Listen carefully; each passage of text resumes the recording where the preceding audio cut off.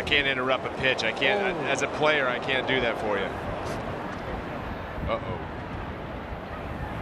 And that is not a good sign at all behind home plate. The plate umpire, Ron Kulpa, is down behind the plate. Alex, we'll talk to you again in a minute. They're going to take a look at Ron Kulpa and make sure he's all right. He's down on the ground.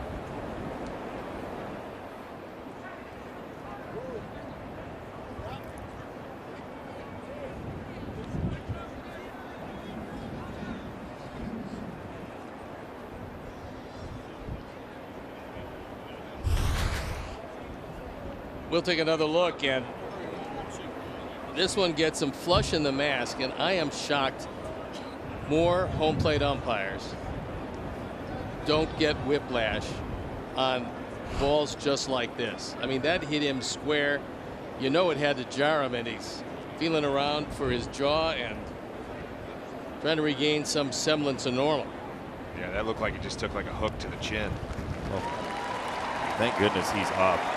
I know umpires catch a lot of flack, but there are a lot of good guys doing that job. You both know it. You both, I'm sure, gotten in arguments and wanted a strike here and there, but these guys do work very hard at the craft, and it's just awful to see. Yeah, he's also a hockey guy. Ron loves hockey, and so right there, no better person to be behind the dish to recover from this, but we'll see. I mean, probably going through concussion protocol right now. Did you get to know the umpires personally? I mean, you're going up there 4 times, 5 times a game as a hitter. You're interacting with them quite a bit. Was it important to maintain a certain rapport with an umpire to maybe, just maybe, you get a close pitch? Yeah, I probably wasn't the best at it. I was always frustrated because I thought a ball was, you know, the strike they called was a ball. But, you know, at first base, you do a lot of that. You know, you can talk with the umpires and gain that rapport and figure it out. But yeah, I don't know. I wish I could know. I mean, you know, Sean Casey was really probably the best at all that. But I think if you really dissect it, I don't know if you get any calls by just being friends with them. Well, I used to never criticize the umpire because early in my career I realized he's got life and death over my performance that night. And because I threw a lot of curveballs, which is the most difficult pitch to call because it breaks so much, I felt that a good rapport was essential, and I used to talk to umpires, and after the inning I would question them, but saying, you know, was that third pitch to Cooper, was that one a little too high, was it a little too low, what were you calling that? And I think that kind of respect to him, I think, went a long way. I'm sure it did. Ron Kulpa is walking off the field, and while we have a moment, Alex Verdugo, can you still hear us? You got us? Yeah, I still got you.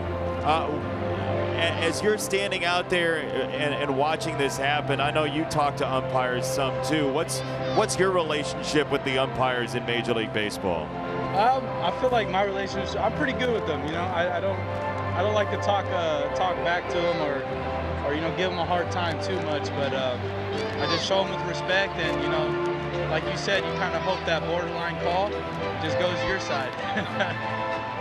Babe, I know it's hard to hear out there, bud. This is Uke again. So when you talk to an umpire, right? So you know, all the fans always want to know when you talk to an umpire on a pitch you didn't like. How do you ask them a question?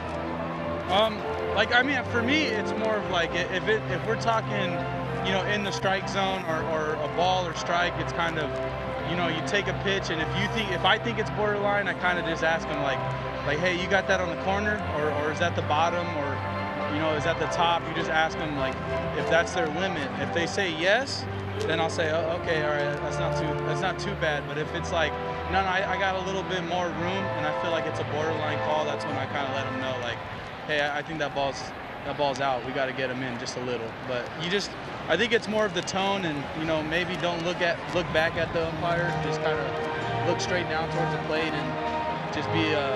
Just kind of like just talk to him, you know, just be professional. Don't try to show anybody up. Alex, you have a left field.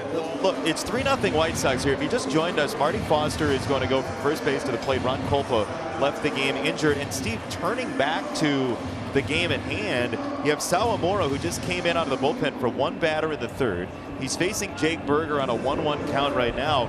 How do you deal with that as a pitcher? Well, Sawamura is going to be allowed as many warm-up pitches as he wants because there was an inordinate amount of time between his last pitch and what will be his next pitch.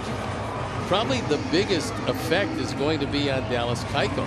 And the reason is, let's face it, through 3, he was aggressive, he was throwing strikes, he was as pinpoint with his command as he's been after that first inning. So he was rolling right along. He's got a 3-run lead, everything was feeling real good, and all of a sudden he goes in after the inning. Now he sits on the bench for approximately 20-25 minutes. The thing he has to guard against is, number 1, trying to do it too quickly. He has to get as many warm-up pitches as he possibly can, but then you have to replicate the rhythm that you had. He was in a good rhythm with all of his pitches. All that rhythm is now wiped away. He has to go and regain it. It's a difficult thing for a starting pitcher especially. Guys out of the bullpen are used to being rushed, getting up, throwing, getting up again, throwing again, because sometimes you warm up 2 or 3 times before you actually come in a game. It's a lot more difficult for a starter. We'll see how Sawamura fares, and certainly for Keuchel, this will be a challenge for him. It's about 20 minutes right now, so once he gets back on the field, it's going to be, as you said, 25, maybe 30 minutes, depending on what the White Sox do here. And one of the lucky things are there's a batting cage now on the visiting side. Back in the day, there was no batting cage over there where he could maybe go in there and throw a little bit. Used to be in center field where you have to go to hit, so it is one perk now for the visitors. I'll bear that in mind when I make my comeback. Good luck with that. It's exactly a 20-minute delay, so we're ready to go. It's 1 out, nobody on 4th inning. The White Sox have the lead, and Jake Burger has a slider. It's 1-2.